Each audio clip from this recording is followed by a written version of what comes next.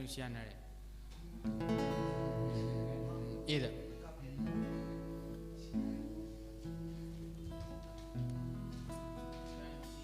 Cái sian này I am lần thôi Ok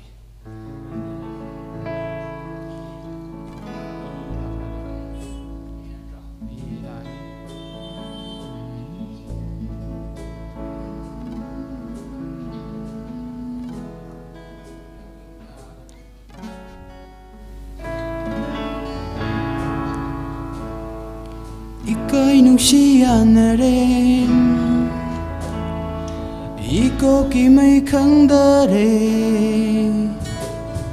Ika'y nungsiyanare Ikaw may kandare Itatajarudana Tamushi tambasa lagle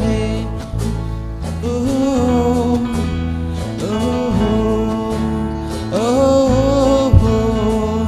Ika'y nungsiyanare Ikaw may kandare Itatajarudana Tamushi tambasa lagle Lili humamalang ba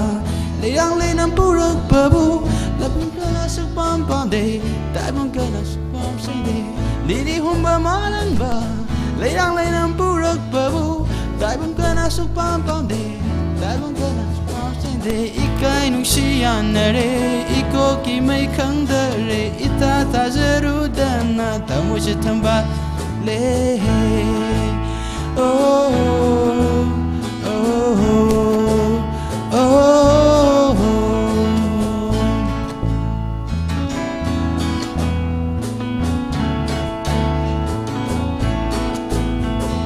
Nungsilay ng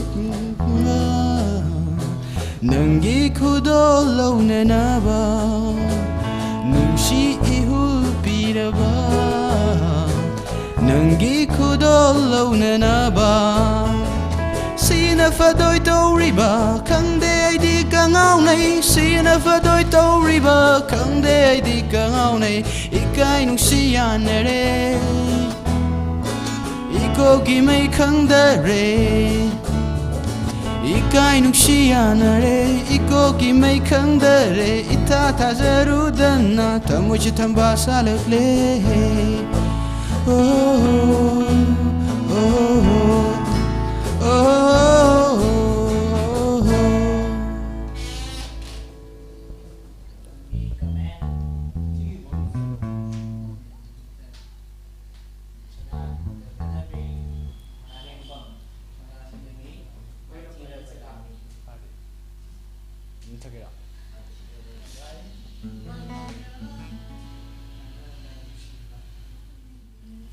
Ciao.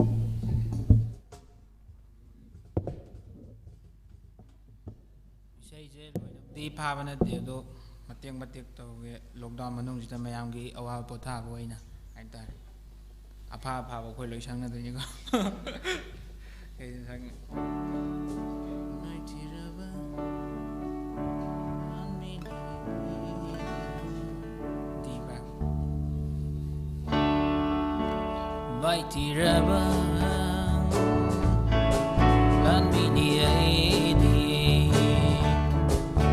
nangi nungsi lan from the mai tiraba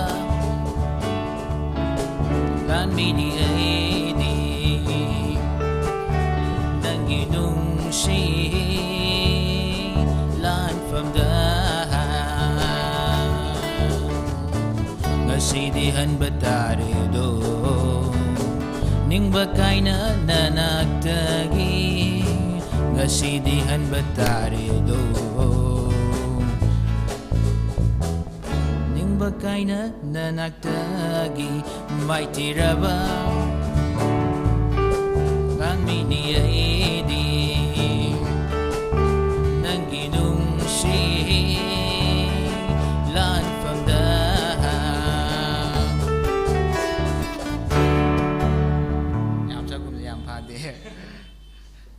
Isay kan na bu karam dai nung si badu karam manu kainam dai nung si ne Lakshmi gida ma ako adu jai do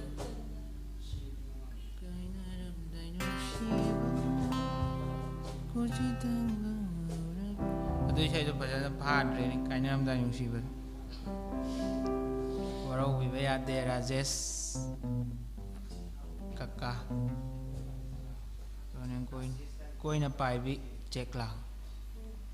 ꯅꯪꯒꯤ ꯏꯁꯩꯅꯤ ꯁꯤꯗꯤ ꯅꯪ ꯑꯣꯏ ꯁꯛꯑꯣꯅ ꯖꯦꯟ ꯑꯃꯨꯛ ꯁꯛꯍꯜꯂꯣ ꯃꯥ ꯑꯃꯨꯛ ꯁꯛꯍꯜꯂꯣ ꯃꯥ ꯁꯛꯍꯜꯂꯣ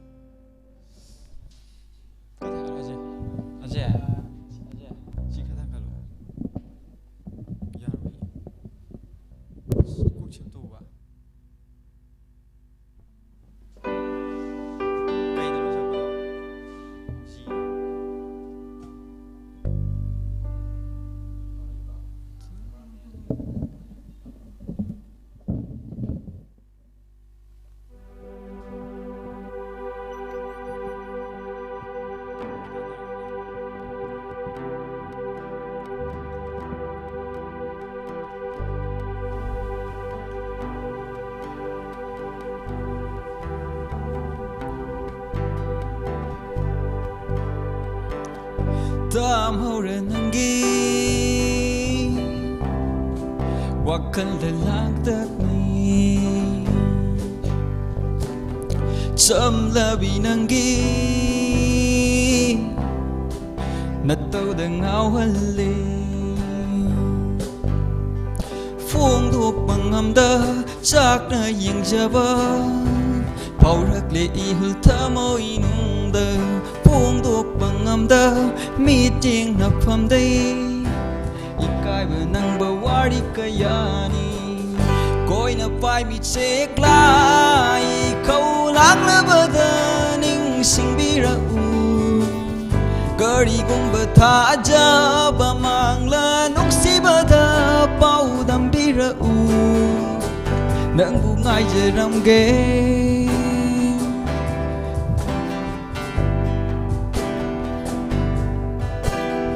ꯅꯪꯕꯨ ꯈꯟꯖꯕ ꯂꯝ ꯂꯥꯟꯕ ꯑꯩꯗꯤ ꯎꯔꯝꯒꯗꯔ ꯂꯥꯏꯔꯦꯝꯕꯤ ꯅꯪꯅ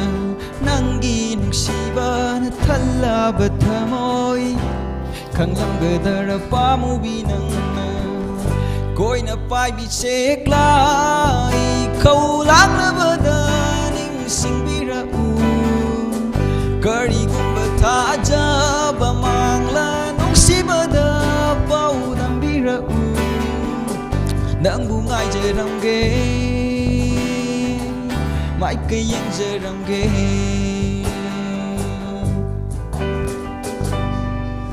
소이디 소이 그래 이랑 파디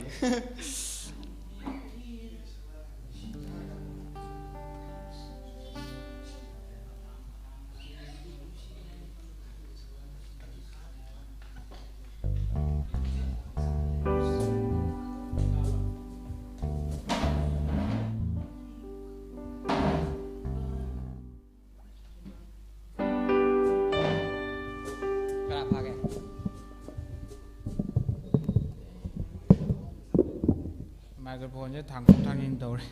아마가 다니나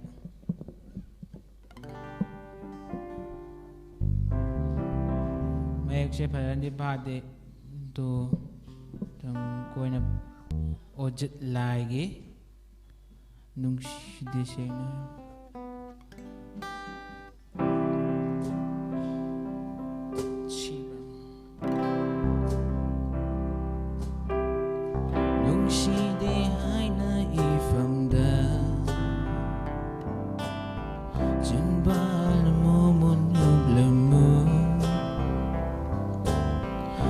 chắc na lấy hậu ga đà và nâng kinh ở hay nằm đưa hăng hờ lơ mu ai buộc hem do na tham la nu nâng kinh sung gi asinang warak pangutan dana ba ai gi pa moy asida nung si de seng na hai ramu mai thong awa ba ꯅꯨꯡꯁꯤꯗꯦ ꯁꯦꯡꯅ ꯍꯥꯏꯔꯝꯃꯨ ꯃꯥꯏꯊꯣꯡ ꯑꯋꯥꯕ ꯎꯠꯂꯒ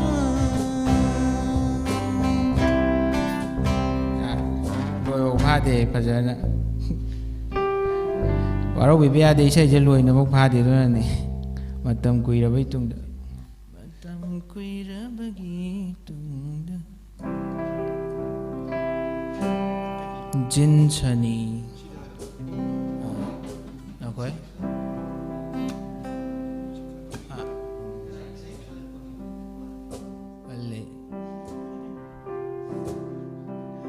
ꯖꯤꯟꯁꯅꯤꯒꯤ ꯃꯇꯝ ꯀꯨꯏꯔꯕꯒꯤ ꯇꯨꯡꯗ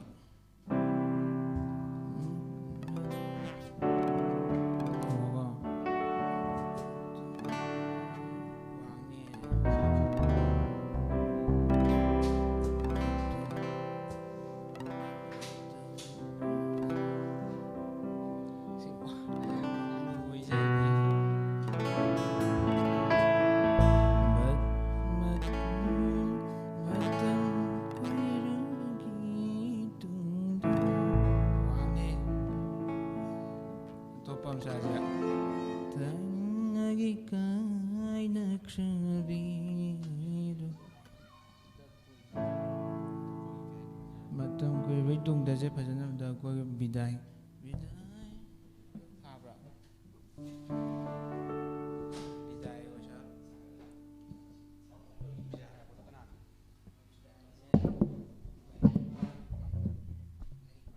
ꯚꯩ ꯇꯥꯏ ꯇꯥꯏꯟꯖꯝ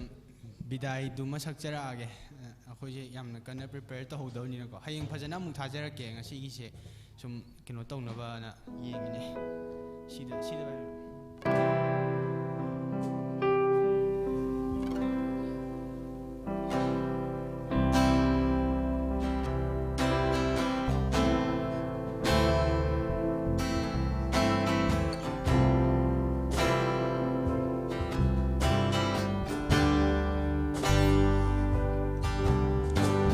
Bidai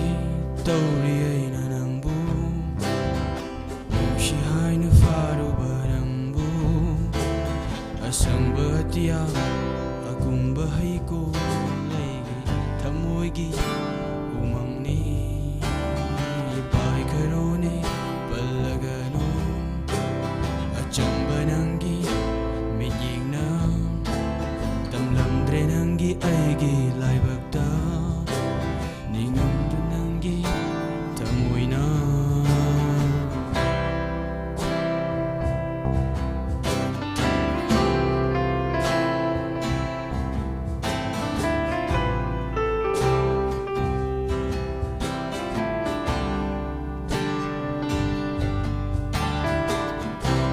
Bananggi atiyada Pamjaba ningjaba lamdamda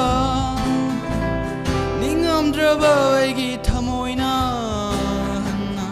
Ungamdraba nangi sakdam Baikharone palaganu Aranbani khallak aina Nangi pamjaba lamdamdi From that day, Naki Bidai Tori Aina Nangu Nungshi Haida Faru Banangu Asang Bagatia Akung Bahayko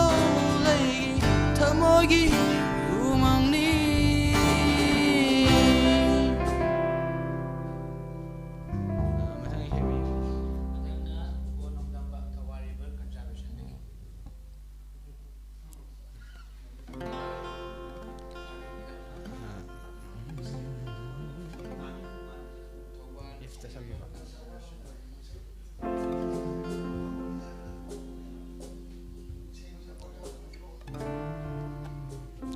Thawal River Conservation gi khanbiya ko honung dambase amna phajana di thadok hendona haina di phadre do adum mong ma hapet keno toroga sakcharake f to by f ma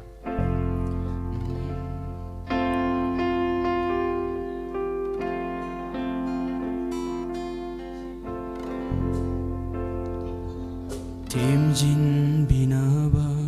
leitraba thamoy asina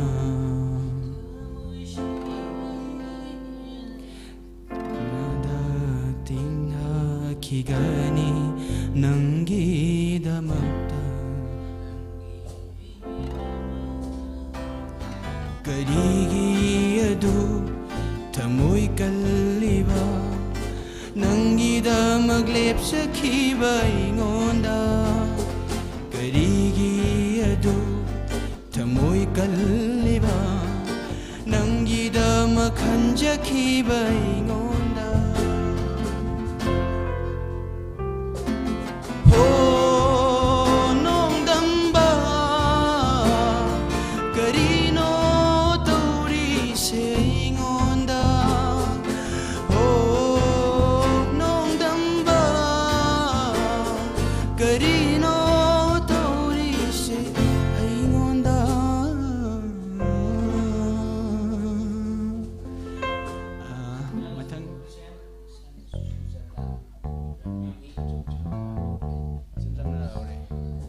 ꯀꯩꯒꯤ ꯁꯛꯀꯦꯗꯣ ꯑꯩ ꯐꯖꯅ ꯐꯥꯗꯣ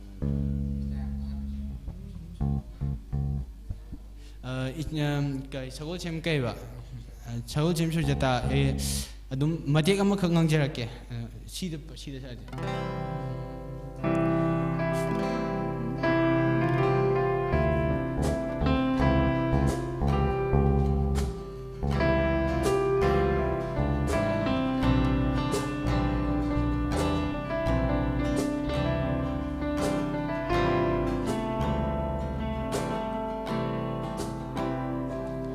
ꯉꯁꯤꯗꯤ ꯑꯩ 이쯤 춥나 lalhaure sena hodraba punshisigi ira leiba misagama oihalle kopa yaroidaba warina masu sankre ira leiba misagama oihalle kokpa yaroidaba warina masu sankre dainafam khandraba thamoigi maisakse nangbu ningsingino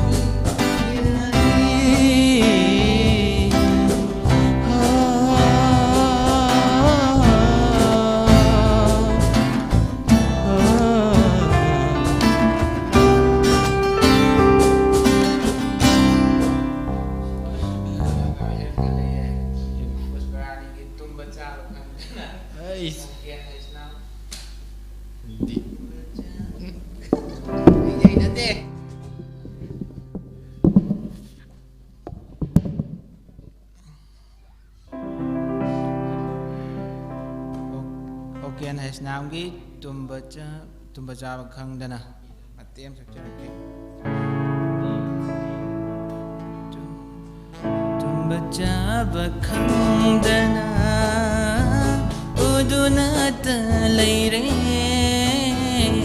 nungsiba nangi shaktamdo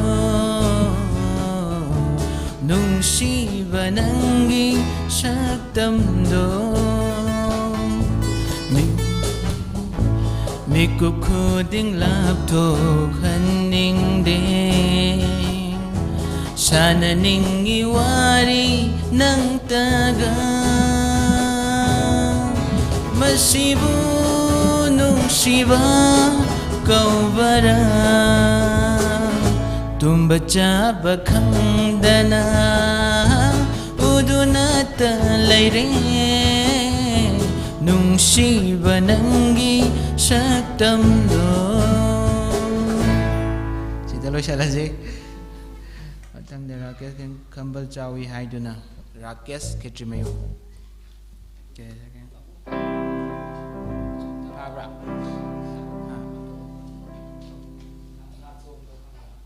Nacho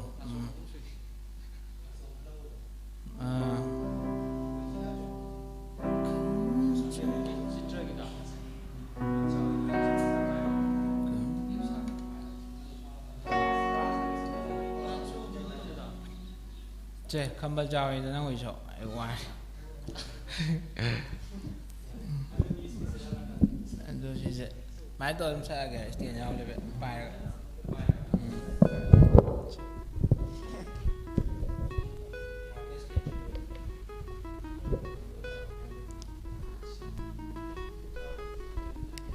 Sikinoda Epsap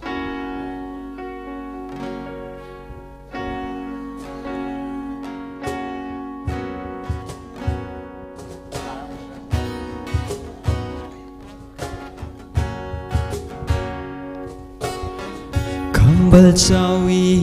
haiduna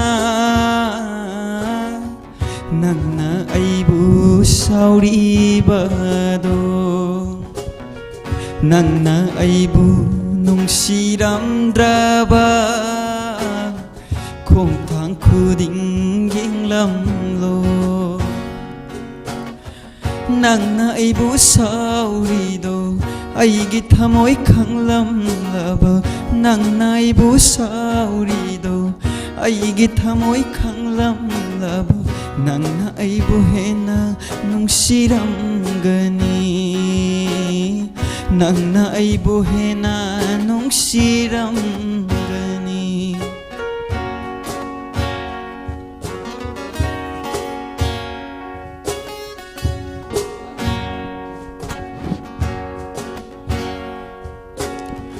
aigi thawai makni khana lona chetna thamjaba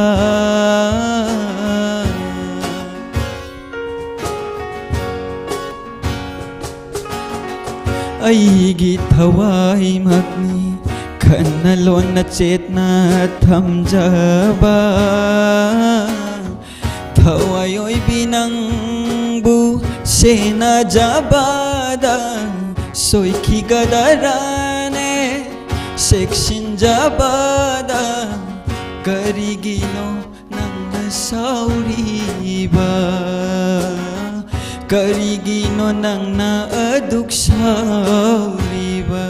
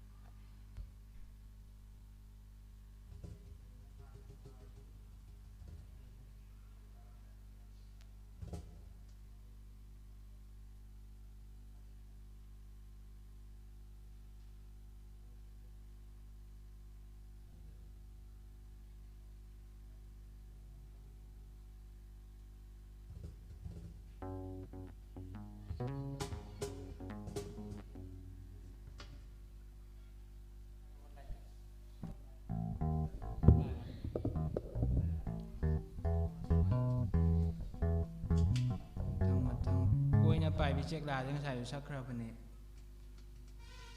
Rawindrajit mathang da um chakla ge nak tang lai raga sakip da ngai riba asi ba ki da kana lai bha ba koina pai bi chek la nak tang ngai isai je loina mang su pha ba natta ba koina nauri bani na aduna sum mayam ge lockdown tori manung sida ko kano tawna bane na mayam ge sum awa pothana bani na tawje bani waro bi ba yade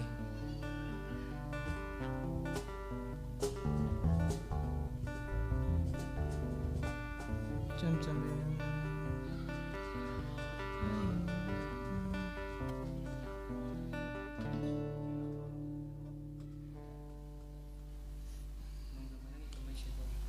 nong dam banang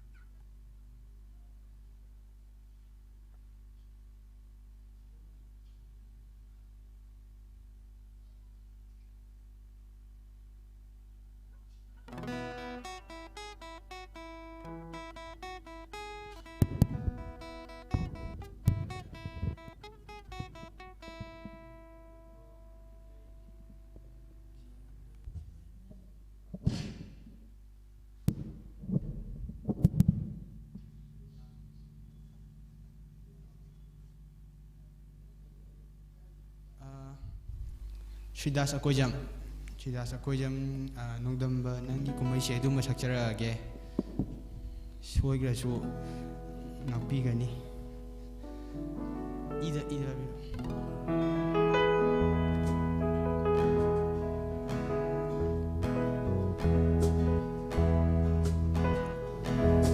nongdamba nangi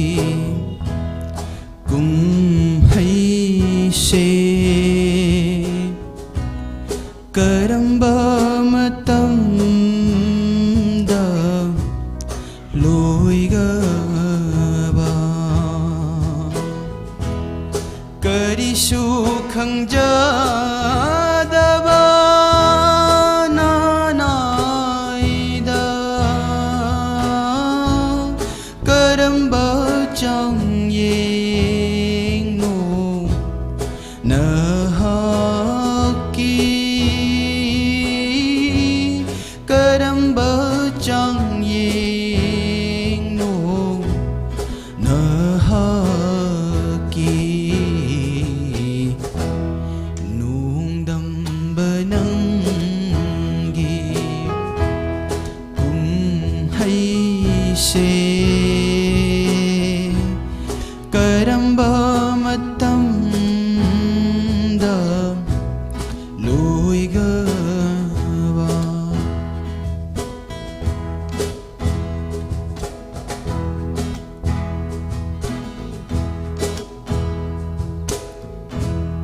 khangbada waraba punsi se makhol thokna kablak le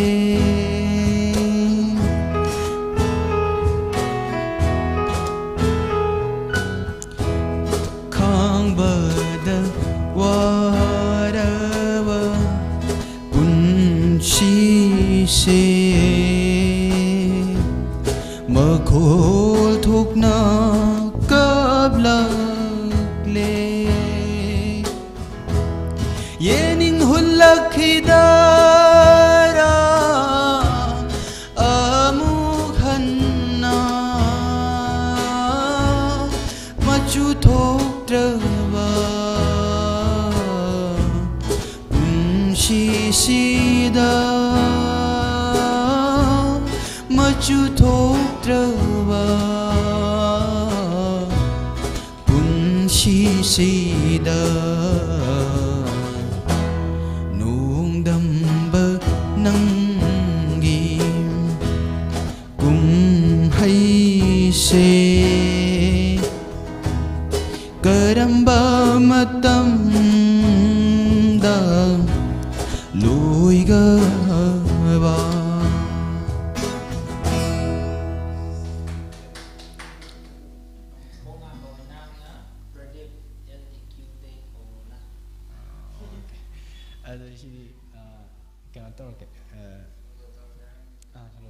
solo tawrage tongda nang tang si da piro si da e da one piro nupongam bagi LDQ gi sem chalake LDQ gi sei je hauna sara na kawe tang salage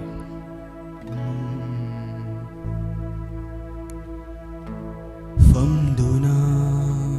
lady asum sagli say thari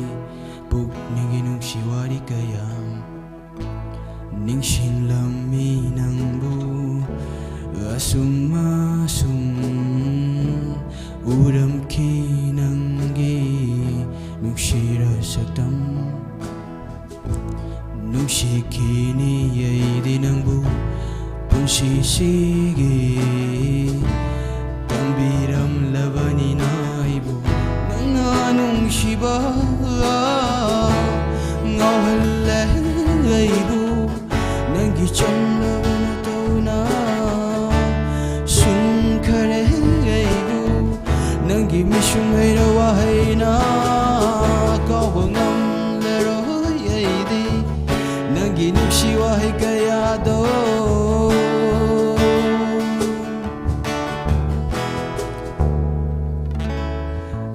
nopong abay di ani kang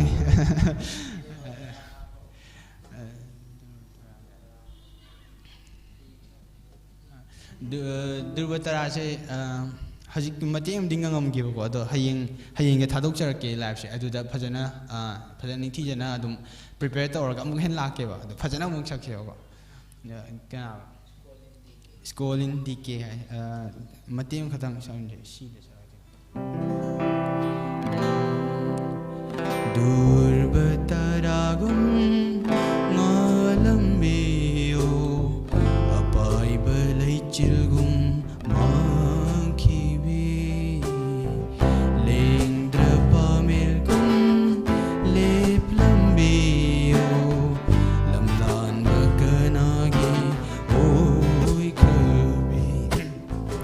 kainaraga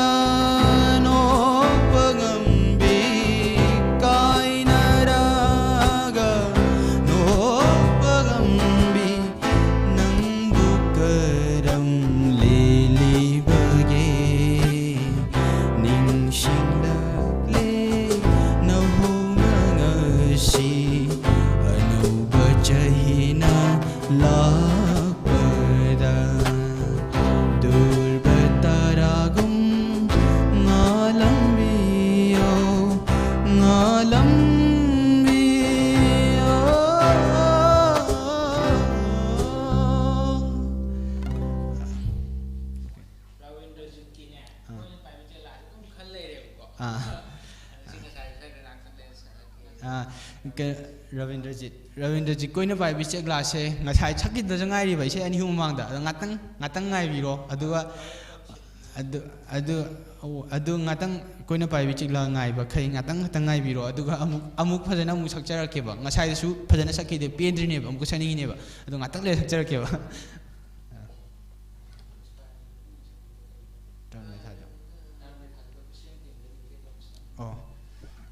khoi akhoi hek keno tawjabai sei ne adu hek sum sakyo keno che pushparani gi sei taramdai thaja oja dinagna keno serengba sei ne adu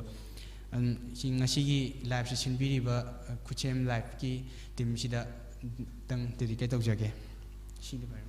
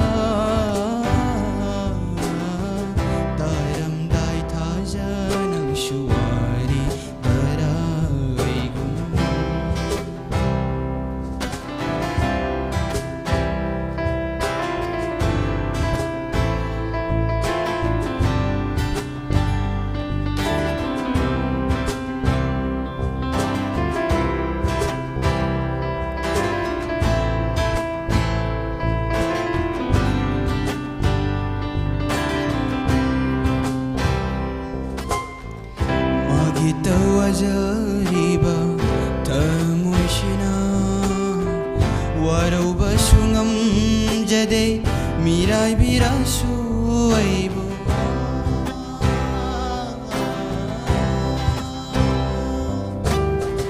magita wajariba tamushina warubashu ngamjade mirai birasu aibu thamoigi mai chakti tamlagata kopani pukningi polum shu liragata yang bani tahaloi shu nangi wari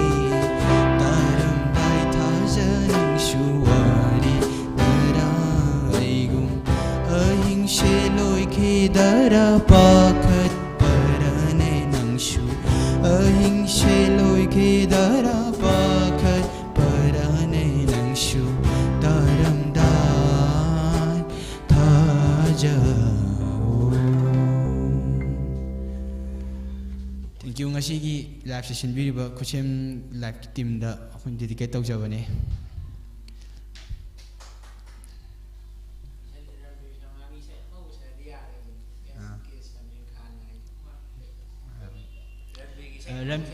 Rambi sai je khoi keyboard pa dai taw se sagal lage ma je rambi yam pam jabane ado ma no ta khol se rambi gite Matem sa ke mirai bi do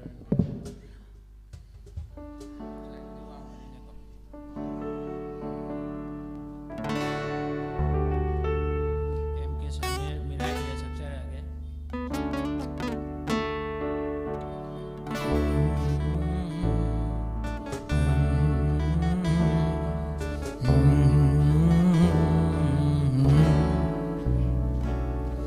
mirai bire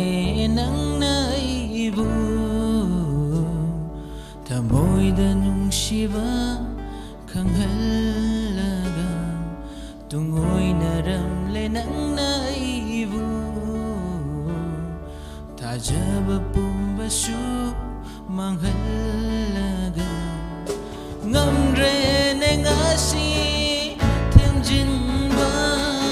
kairaba thamoi segi ngamre ne ngasi themjinba waraba thamoi segi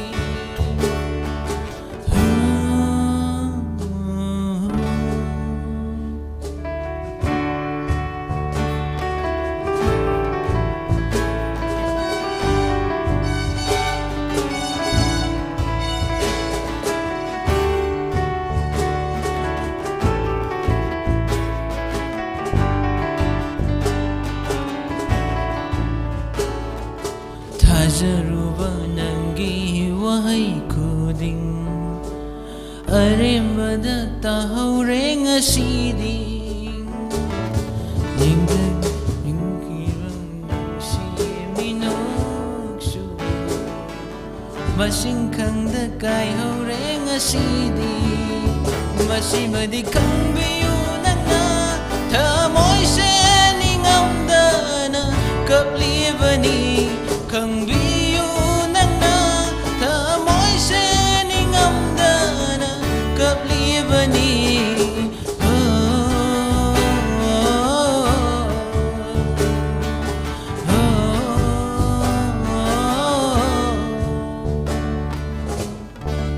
sina pembinaba haijari mayamsu soigre hana rehearsal tawba natramina ko khudakta sum tawgibanina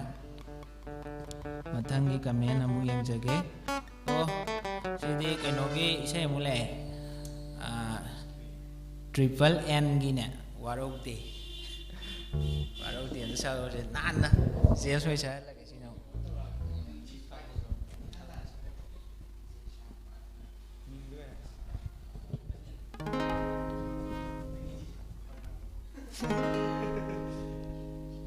Ite no triple head hand natro triple N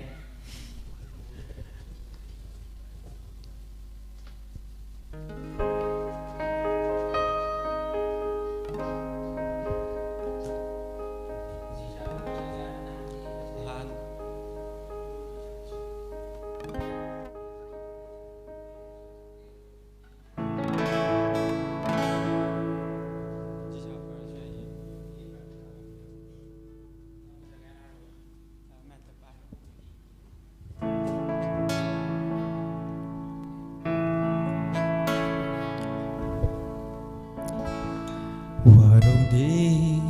kanadasu phanglaroi wahi ama tumdaba haudok lanu tararoi linglasu nungsibabu asum tawara kainaraga wabakhang bani wahallo chakhallo maduna penbao jaro warodi kanadasu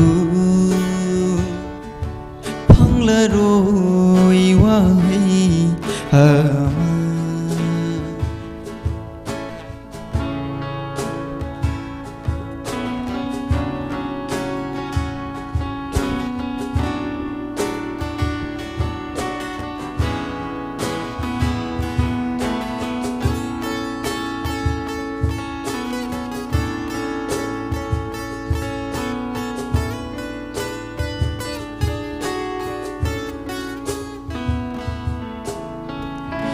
Oi tabana nangi macatni haran baduna igi sarukni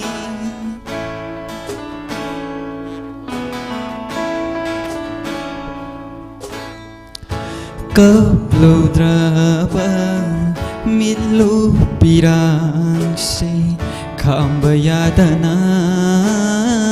kapchare dong asidi khallo nangi apamba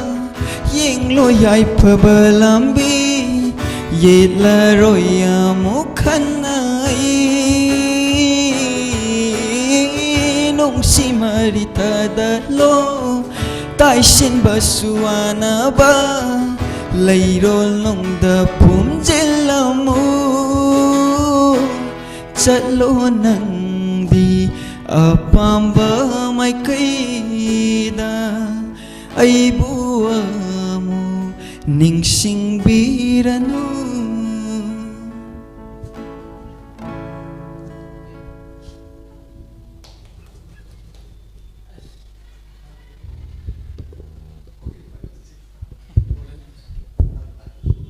adum sanglose koina pai bi chekla je yam khalle wa sai jum yam khan gre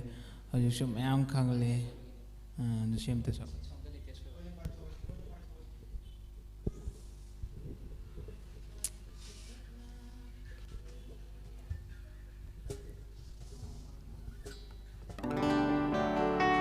koina pai je khanda mi lai trawa koina pai ma ngai ga khanda do khalo ro ni koina pai basila khan ba ngai do khanbirak pasing loi khanbirak pasing da loi didi ka tau jarage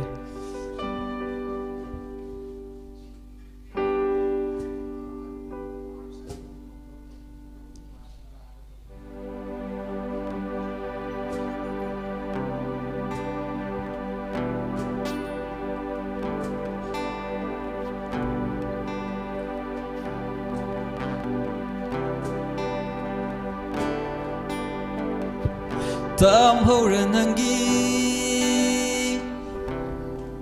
wakal lang takni som labi nangi natau deng hau halle phong duk pangam da chak na ying jaba paurak le ihul thamau inung da phong duk pangam ngам다 득 Ikaiba nangba wari kayani Koina pai bi chek lai khallak labada ning singbira u Karigumba thajaba mangla nuksibada paudambira u Nangbu ngai jaramge mai kaying jaramge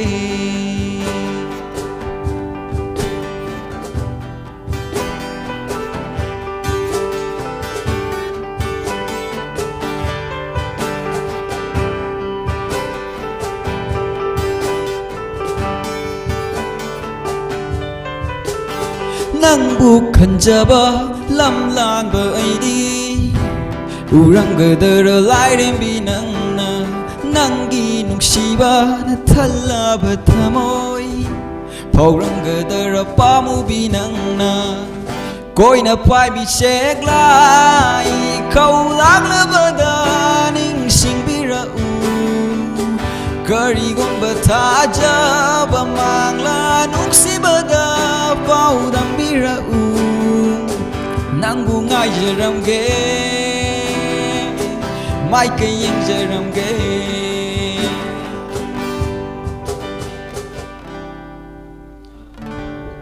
mai ek phadabani soige soige tamna tam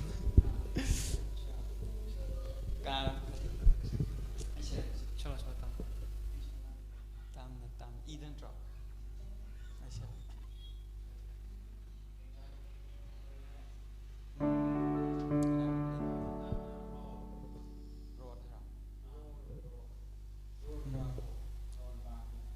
Babu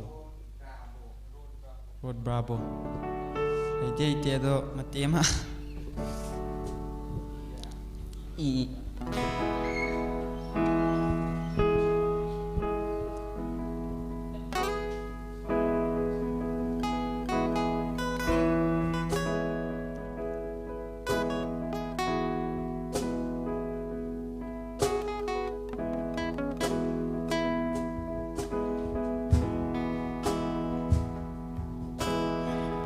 chợt lơ ghế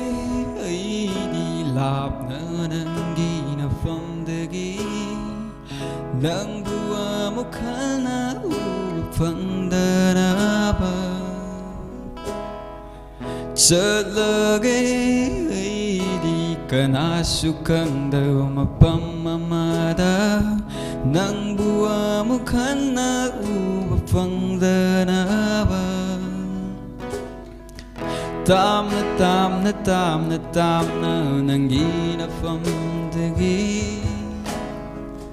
Tamna tamna tamna tamna nangina famdagi Tamna tamna tamna tamna nangina famdagi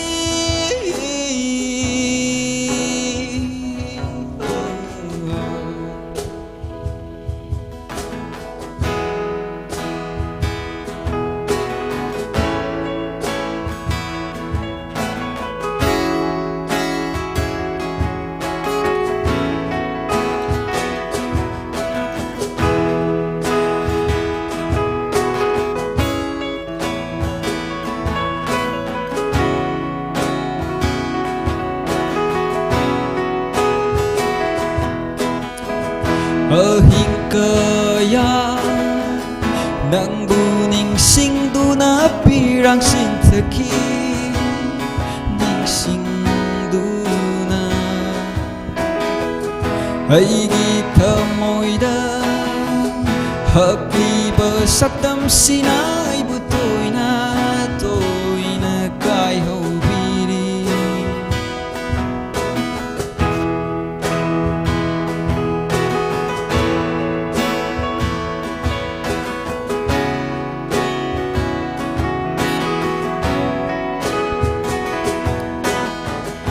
hingkaya nang buring sing du na pirang sinthaki ning sing du na aigi thamoida hakliba sakdam sinai bu toina pai hầu biri lạc lệ rồi na nạc tơ phong lệ rồi na nạc tơ nung si hai ra rồi câu tục bất tâm lệ ghê lạc lệ rồi na nạc tơ nung si hai ra rồi câu tục bất tâm lệ ghê tu na tam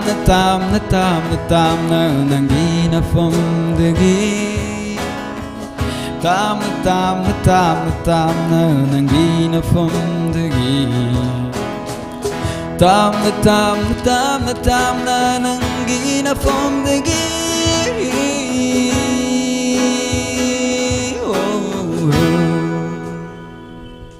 thank you.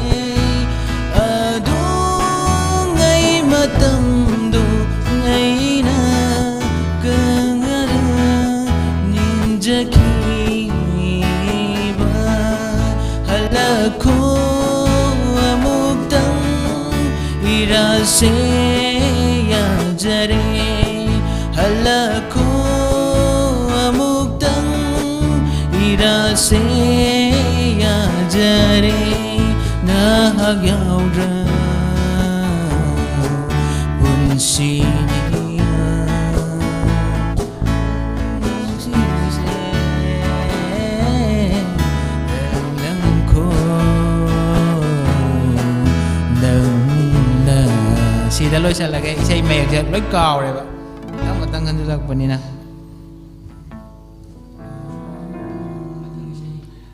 Tam sắc kre, con nào tăng chào từ sắc ra cái,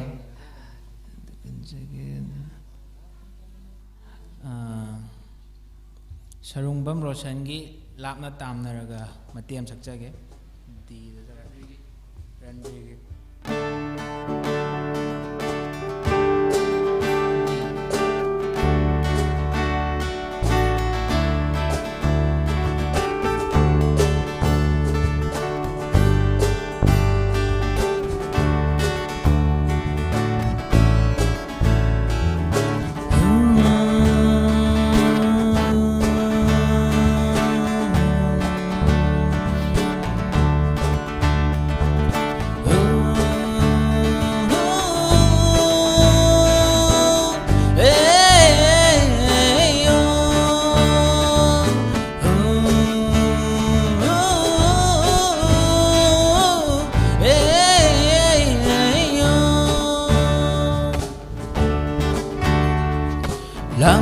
ꯇꯥꯝꯅꯔꯒ ꯍꯦꯜꯂꯤ ꯅꯨꯡꯁꯤꯕ ꯀꯨꯏꯅ ꯎꯅꯗ꯭ꯔꯒ ꯅꯪꯕꯨ ꯅꯤꯡꯁꯤꯡꯂꯒꯦ ꯂꯥꯞꯅ ꯇꯥꯝꯅꯔꯒ ꯍꯦꯜꯂꯤ ꯅꯨꯡꯁꯤꯕ ꯀꯨꯏꯅ ꯎꯅꯗ꯭ꯔꯒ ꯅꯪꯕꯨ ꯅꯨꯡꯁꯤꯡꯂꯒꯦ ꯍꯧꯈ꯭ꯔꯕ ꯃꯇꯝꯗꯣ ꯅꯤꯡꯁꯤꯡꯂꯨꯔꯒ ꯍꯧꯈ꯭ꯔꯕ ꯃꯇꯝꯗꯣ ꯅꯤꯡꯁꯤꯡꯂꯨꯔꯒ ꯂꯥꯕꯅꯤꯡꯗꯦ ꯇꯥꯕꯅꯤꯡꯗꯦ ꯇꯥꯕꯅꯤꯡꯗꯦ ꯂꯥꯕꯅꯤꯡꯉꯦ ꯅꯪꯒꯤ ꯑꯩꯒꯤ ꯅꯨꯡꯁꯤ ꯋꯥꯔꯤ ꯅꯪꯒꯤ ꯑꯩꯒꯤ ꯅꯨꯡꯁꯤ ꯋꯥꯔꯤ ꯅꯪꯒꯤ ꯑꯩꯒꯤ ꯅꯨꯡꯁꯤ ꯋꯥꯔꯤ ꯅꯪꯒꯤ ꯑꯩꯒꯤ ꯅꯨꯡꯁꯤ ꯋꯥꯔꯤ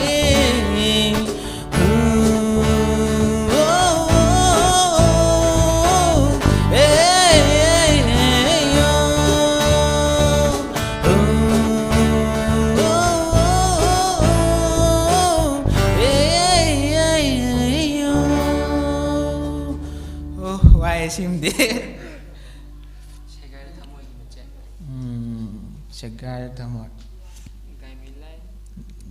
Gamelian Gamelian Segar thamoi Koina pai bi se myam khali Koina pai bi ko nong sa hauji ta ong sa ki ta ngai ri ba hai man da ado Segar thamoi amuk lo khut cha ge si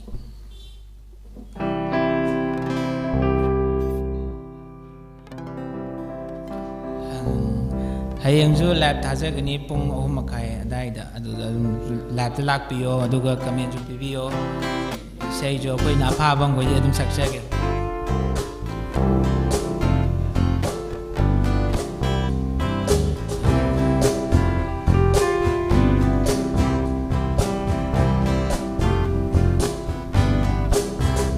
Segaida thamoingi budget single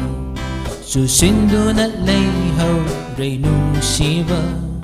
Wakat pasungam laroi sin balsay Karigi fortune biram lina kutnam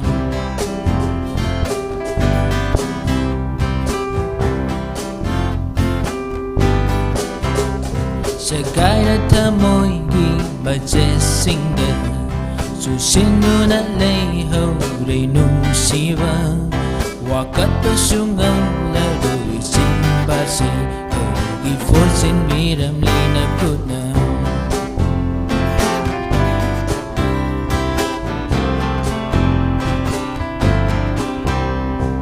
Pagpagtadila hau gatanaba Hingna pumchin biram li ay githajaba Magpagtadila hau gatanaba Hingna pumchin biram le ay githajaba Tamboy tan sa kinaba may nung dalaksin biram le nung siba Tamboy tan sa kinaba may nung dalaksin biram le nung siba May nung dalaksin biram nung siba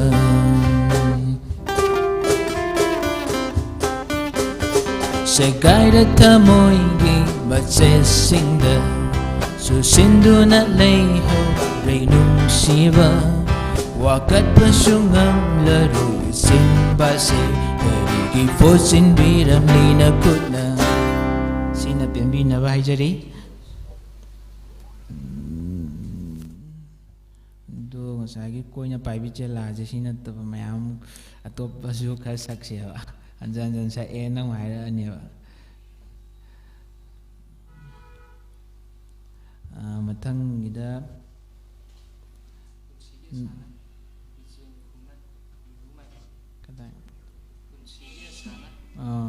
Bijengi Surengi se sakjarage punsigi asana eda pai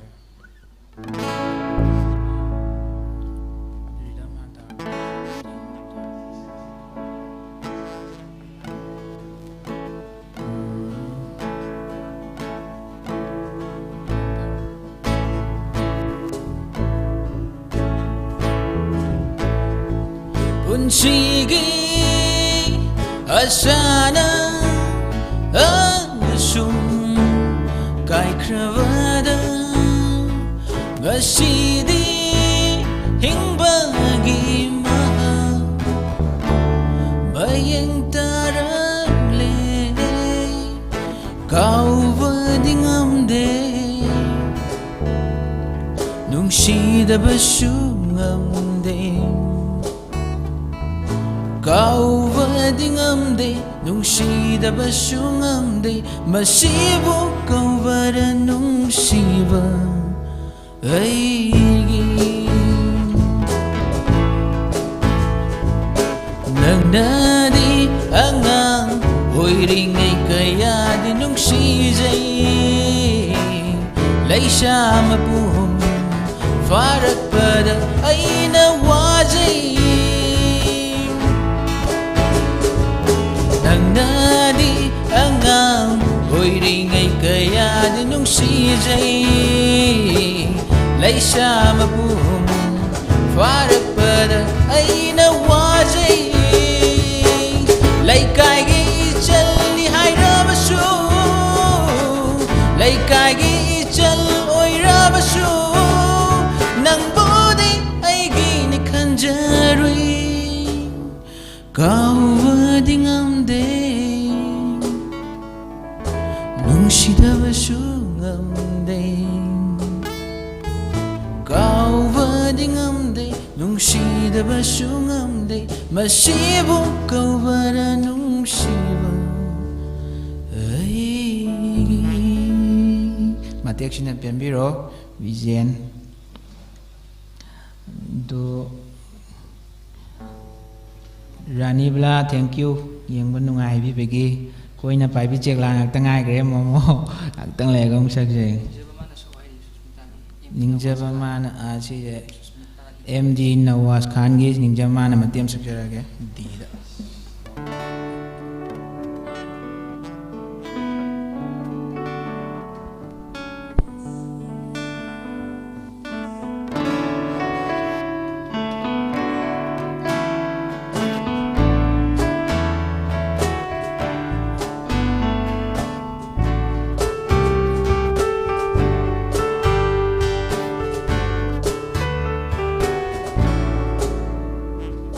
ꯅꯤꯡꯖꯕ ꯃꯥꯅ ꯅꯨꯡꯁꯤꯕ ꯃꯥꯅ ꯏꯅꯥꯛꯇ ꯂꯦꯞꯂꯔꯕꯗ ꯌꯦꯡꯖꯕ ꯅꯠꯇꯅ ꯍꯥꯏ ꯉꯝꯗꯦ ꯋꯥꯍꯩꯁꯦ ꯊꯃꯣꯏꯒꯤ ꯅꯨꯡꯁꯤꯕ ꯅꯤꯡꯖꯕ ꯃꯥꯅ ꯅꯨꯡꯁꯤꯕ ꯃꯥꯅ ꯏꯟꯖꯕꯗ ꯂꯦꯞꯂꯔꯕꯗ ꯌꯦꯡꯖꯕ ꯅꯠꯇꯅ ꯍꯥꯏ ꯉꯝꯗꯦ ꯋꯥꯍꯩꯁꯦ ꯊꯃꯣꯏꯒꯤ ꯅꯨꯡꯁꯤꯕ ꯅꯨꯡꯁꯤꯕꯤ ꯅꯪꯒꯤ ꯅꯨꯡꯁꯤꯕꯤ ꯁꯛꯇꯝꯗꯨꯅ ꯉꯥꯎꯍꯜꯂꯦ ꯑꯩꯕꯨ ꯄꯣꯊꯥꯐꯝ ꯈꯪꯍꯟꯗꯔꯦ ꯅꯨꯡꯁꯤꯕꯤ ꯅꯪꯒꯤ ꯅꯨꯡꯁꯤꯕꯤ ꯁꯛꯇꯝꯗꯨꯅ ꯉꯥꯎꯍꯜꯂꯦ ꯑꯩꯕు ꯄꯣꯊꯥꯐꯝ ꯈꯪꯍꯟꯗꯔꯦ ꯅꯨꯡꯁꯤꯔꯨꯕ ꯑꯩꯅ ꯂꯥꯟꯕ ꯇꯥꯔꯗꯔꯥ ꯅꯤꯡꯖꯕ ꯃꯥꯅ ꯅꯨꯡꯁꯤꯕ ꯃꯥꯅ ꯏꯅꯥꯛꯇ ꯂꯦꯞꯂꯔꯕꯗ ꯌꯦꯡꯖꯕ ꯅꯠꯇꯅ ꯍꯥꯏ ꯉꯝꯗꯦ ꯋꯥꯍꯩꯁꯦ ꯊꯃꯣꯏꯒꯤ ꯅꯨꯡꯁꯤꯕ ꯃꯇꯦꯛ ꯑꯃ ꯁꯛꯑꯒꯦꯀꯣ ꯃꯣꯃꯣ ꯀꯣꯟꯅ ꯄꯥꯏꯕꯤ ꯆꯦꯜꯂꯥꯑꯒ ꯉꯁꯥꯏꯁꯨ ꯁꯛꯈ꯭ꯔꯦꯕ ꯉꯥꯛꯇꯪ ꯉꯥꯏꯈꯣꯕ ꯑꯅꯧꯕ ꯑꯣꯏꯕꯒꯤꯅꯦꯕ ꯃꯌꯥꯝꯅꯁꯨ ꯈꯟꯕꯤꯕ ꯏꯁꯩꯁꯤꯁꯨ ꯌꯥꯝꯅ ꯍꯤꯠ ꯆꯠꯄꯒꯤ ꯍꯥꯏꯇꯥꯔꯦ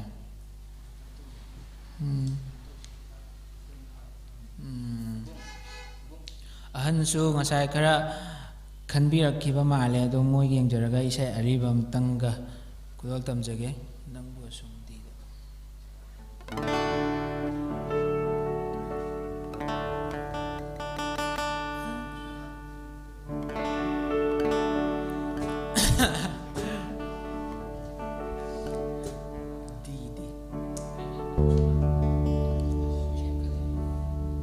ꯅꯪ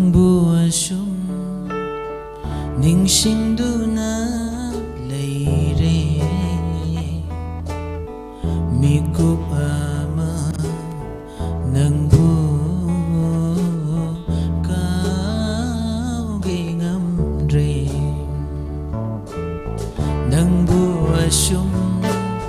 ning sing du na lei re mi kop ama nang bu ka bingam re lam dam kai da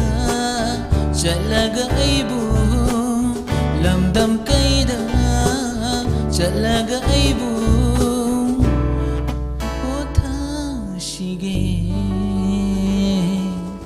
mikup amatang nang buwasong ning singdu na leire mikup ama nang buka bingam re tahindo karam na hau ki khang hau de manglando asum kai kini ning lure ahing do karam na hau ki khang hau de manglando asuna kai kini ning lude asira punsi asira nungsiba aigi wakhal aigi punsi aigi wakhal aigi punsi mafam khangre aidi pung on ole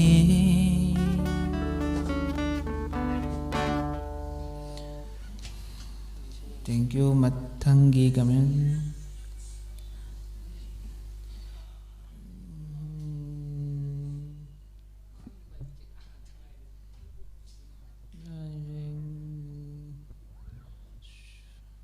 hai chuni luang athokpam hai numilai pabo mayak to phajana phadaba jenita numilai do hayang phajana saage duma kaino budi twin budi khangbo do mayak to lyrics to khangdamni na nungai do man do na nganga jo do ya di kesu kaide matang numilai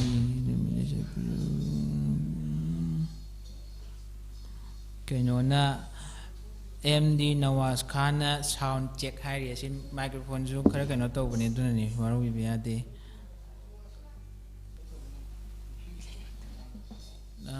momocha gi nungsiba heman kibana baba shoiki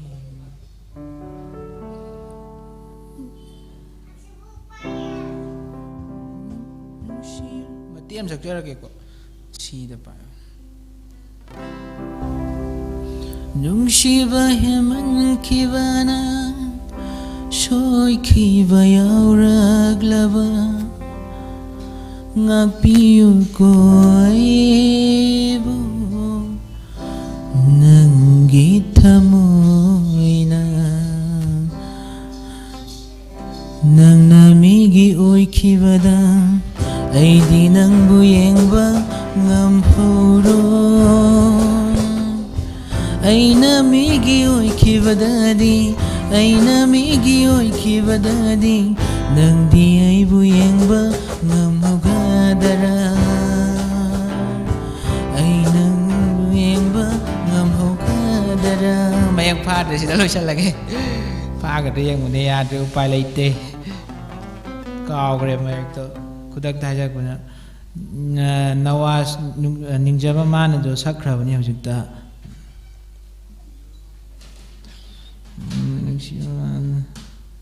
halakho Roshan hai Roshan halakini ha nang pha ko James la pha ju shak to kan James pe cha lag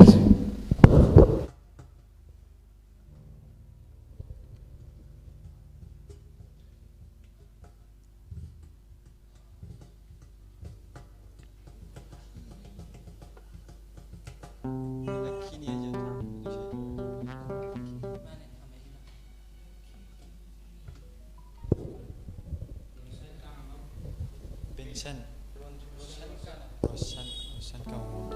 khangum tau 애들한테 Kay skin na siya ko.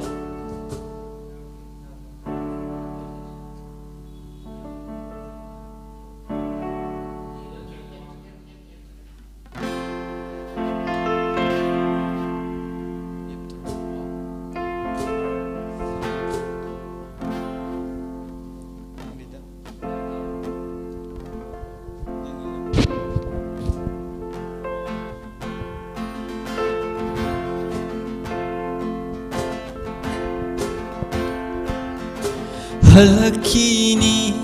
khali panglay gita mo'y singay rin ang bu mikup kuding laki gani nong manong siwari lirani tam lakini nung si mapaw nanggi ay ginong siwasak kaurabarahayo Karigino ahaliba ang awbat hamoybu karamba nung sige changging no ay git haway oy ribi laklo nay kon jage thanung da le blaro laklo imang sida yeng jage nung sibi may tongdo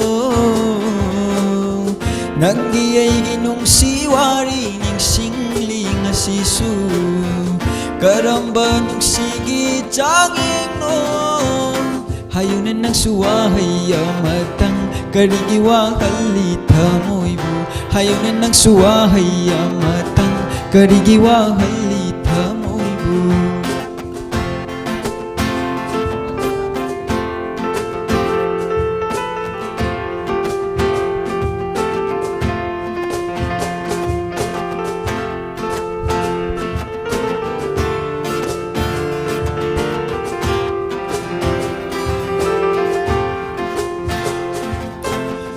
Khang halano may sa kasi pubangam rethamoy sida kadiral ginawa raw diba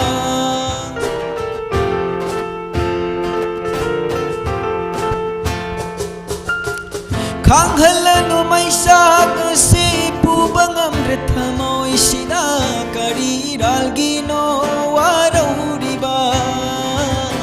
hayu nang bukaram Lili bagay nung si nana sumlap na radara Kanginang suwaybo nung si hay bakari Aron ba no nang gita mo nung dalot liba Saan ka nga bang hindi na ba siya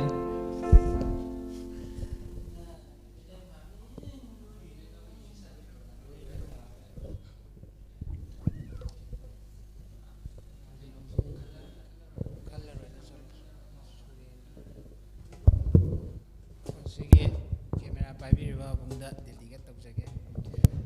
Pradip na Esei.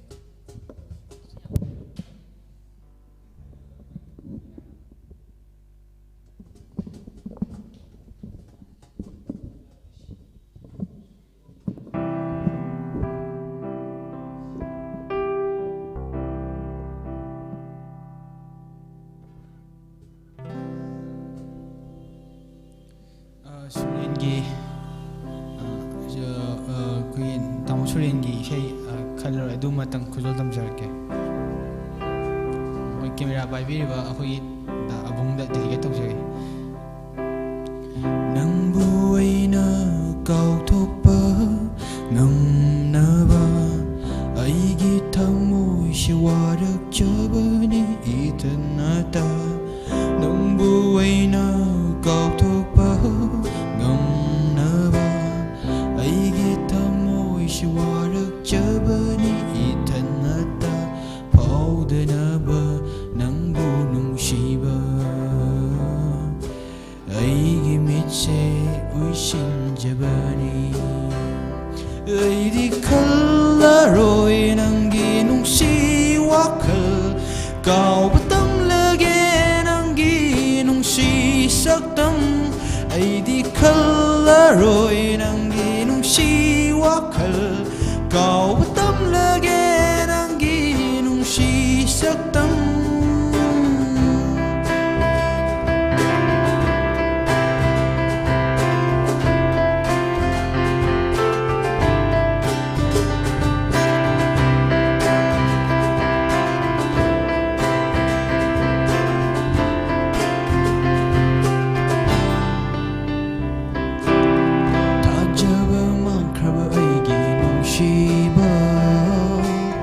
그리기 타저루리 더모이나 론톡더바금 레이러게 로친두나 더무이 마이짝세 에이디 하이러루이 능부능시 까웠던 러게 난기 와카 캣나바 탐람바나 ꯅꯨꯡꯁꯤꯕꯗ ꯑꯁꯦꯡꯕ ꯊꯃꯣꯏꯗꯨꯗꯤ ꯃꯤꯔꯥꯏꯈꯤ ꯈꯨꯠꯁꯦꯝꯒꯤ ꯆꯠꯅꯕꯤꯅ ꯂꯩꯔꯣꯜ ꯆꯟꯕꯤꯈꯤ ꯅꯨꯡꯁꯤꯕ ꯑꯩꯗꯤ ꯍꯥꯏꯔꯔꯣꯏ ꯅꯪꯕꯨ ꯅꯨꯡꯁꯤ ꯀꯥꯎꯕ ꯇꯝꯂꯒꯦ ꯅꯪꯒꯤ ꯋꯥꯈꯜ ꯑꯩꯗꯤ ꯈꯜꯂꯔꯣꯏ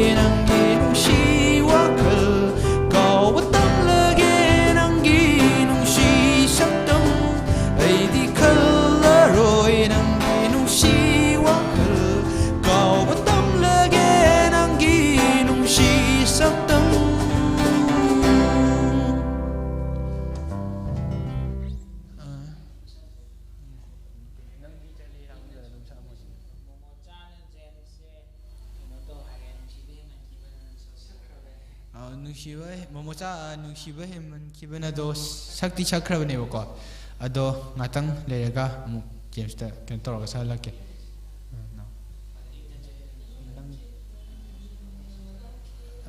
ꯑꯗꯨꯗꯤ ꯕꯦꯁ ꯈꯣꯡ ꯑꯗꯨꯝ ꯁꯛꯑꯒ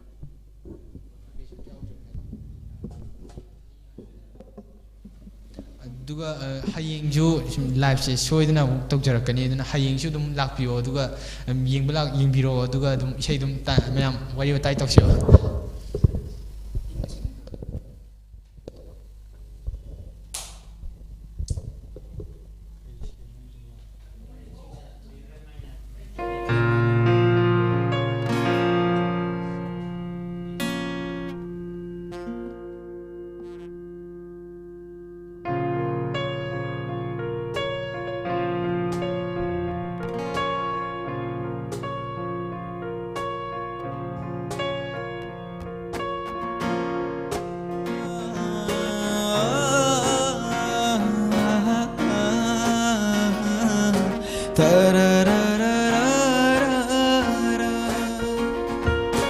ꯏꯪꯅ ꯆꯤꯛꯂ ꯍꯤꯡ ꯑꯃ ꯂꯥꯛꯈꯤ ꯅꯪꯅ ꯍꯪꯈꯤ ꯑꯩꯉꯣꯟꯗ ꯅꯨꯡꯁꯤꯔꯤꯕꯔꯥ ꯑꯩꯕꯨ ꯈꯨꯝꯈꯤ ꯑꯩꯅ ꯈꯨꯝꯈꯤ ꯑꯩꯅ ꯅꯨꯡꯁꯤꯔꯛꯂꯤ ꯅꯨꯡꯁꯤꯗꯤ ꯅꯨꯡꯁꯤꯈꯤꯒꯅꯤ ꯅꯨꯡꯁꯤꯈꯤꯒꯅꯤ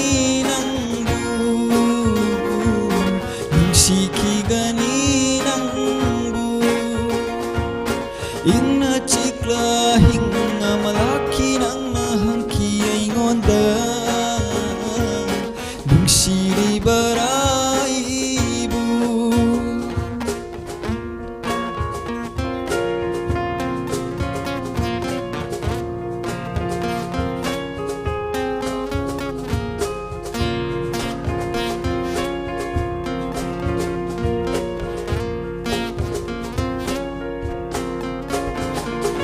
ꯂꯥꯛꯇ꯭ꯔꯕꯁꯨ ꯅꯅꯥꯛꯇ ꯑꯩꯅ ꯀꯥꯎꯈꯤꯕꯗꯤ ꯂꯩꯇꯦ ꯎꯅꯗ꯭ꯔꯁꯨ ꯅꯪꯒ ꯑꯩꯒ ꯅꯨꯡꯁꯤꯗꯕꯗꯤ ꯅꯠꯇꯦ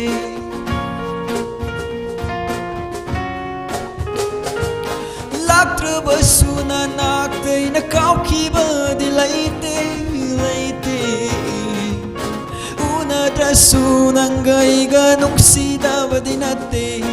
ꯃꯪꯂꯥꯟ ꯈꯨꯗꯤꯡ ꯅꯪꯅ Manglan khuding nung tigi lakhi nang nahangki ay ngonda Khalibara igi wakhal Kumki ay na oh kumki ay na khallak li khali khan ki gani nang bu khan ki gani nang bu punsigi khan ki gani nang bu punsigi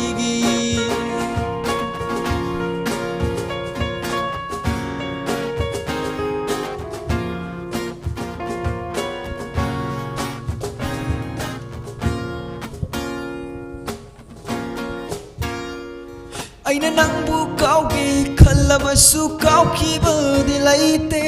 laite Ai nung sida roi khalabasu nung sida badi nate Aina nang bu kau ki khalabasu kau ki badi laite laite Aina nung sida roi khalabasu nung sida badi nate Manglan khuding nang nao Nangi wahay amana onkraba aigi puksel se igi Tembiraro oh temjin biraro ngasi di kangau naraba punsi se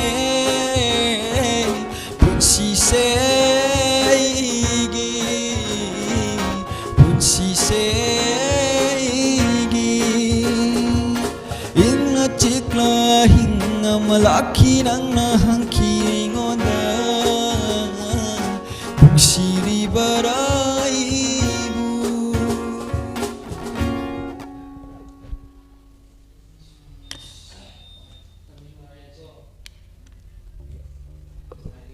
Nawaz Khan je ngasai mana comment pirei je ningjaba mana do ta aroi bide ta loire kun mukse adum tha le ningjaba mana ningjaba ta sa mamani sakti sakram ne duna ne ba koina comment pa da dina te ko sakjara ge hojung matema masina pembi ne ba haijari hayeng su adum light ta lakpiyo sumaya mayam na support taw ba adege sum awa po thamina ba se yam nungai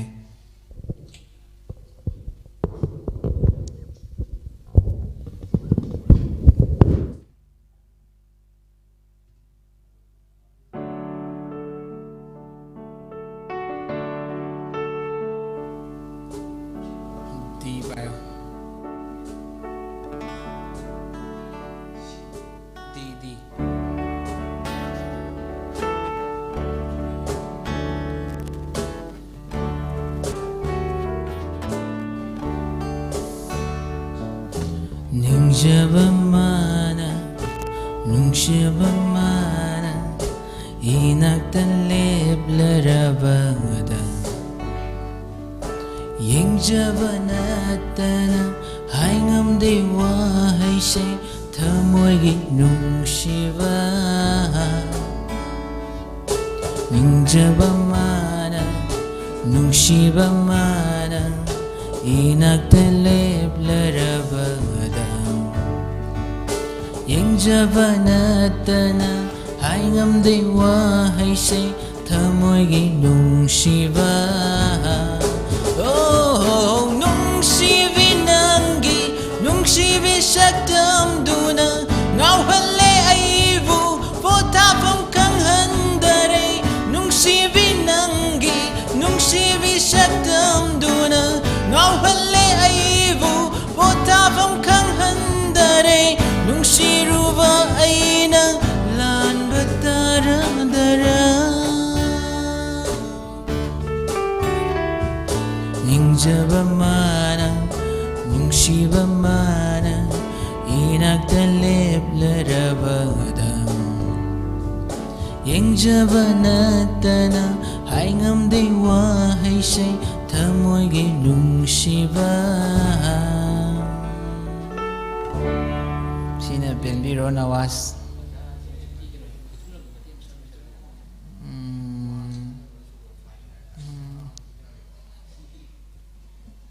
ꯀꯩꯅꯣꯗꯣ ꯅꯪꯒꯤ ꯀꯩꯅꯣꯗꯣ ꯈꯣꯏꯊꯨꯝꯅꯕ ꯁꯛ ꯑꯗꯨꯒ ꯉꯁꯥꯏꯗꯩ ꯑꯩꯈꯣꯏꯁꯨ ꯋꯥꯔꯦ ꯑꯗꯣ ꯍꯌꯦꯡꯁꯨ ꯂꯥꯛꯄꯤꯌꯣ ꯂꯥꯏꯚꯇ ꯉꯁꯤ ꯈꯟꯕꯤꯔꯛꯄ ꯏꯁꯩꯁꯤꯡꯁꯦ ꯑꯩ ꯈꯤꯇꯪ ꯅꯣꯠ ꯇꯧꯁꯟꯖꯔꯦ ꯑꯗꯨꯒ ꯑꯗꯨꯝ ꯐꯥꯅꯕ ꯃꯇꯦꯛ ꯐꯥꯅꯕ ꯑꯗꯨꯝ ꯍꯣꯠꯅꯖꯔꯛꯀꯦ ꯑꯗꯨꯒ ꯅꯪ ꯋꯤꯁꯀꯤ ꯂꯨꯜꯂꯕ ꯋꯤꯁꯀꯤ ꯀꯩꯅꯣꯗ ꯇꯧꯔ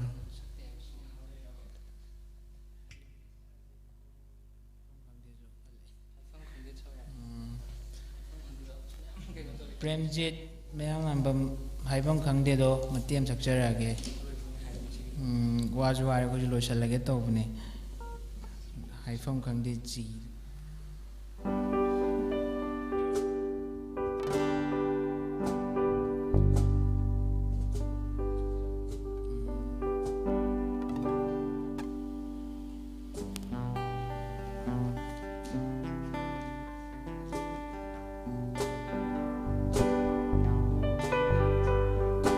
ꯍꯥꯏꯐꯝ ꯈꯪꯗꯦ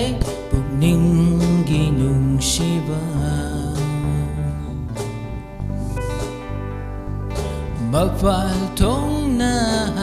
ꯆꯤꯟꯕꯥꯜꯁꯤꯅ ꯐꯣꯡꯗꯣꯛꯄ ꯉꯝꯗꯦ ꯐꯣꯡꯗꯣꯛꯇꯕ ꯅꯨꯡꯁꯤꯕ ꯑꯣꯝꯆꯥꯛꯅꯍꯜꯂꯦ ꯊꯃꯣꯏꯁꯦ ꯍꯥꯏꯐꯝ ꯈꯪꯗꯅ ꯍꯥꯏꯐꯝ ꯈꯪꯗꯦ ꯄꯨꯛꯅꯤꯡꯒꯤ ꯅꯨꯡꯁꯤꯕ ꯃꯄꯥꯜ ꯊꯣꯡꯅ ꯆꯤꯟꯕꯥꯜꯁꯤꯅ ꯐꯣꯡꯗꯣꯛꯄ ꯉꯝꯗꯦ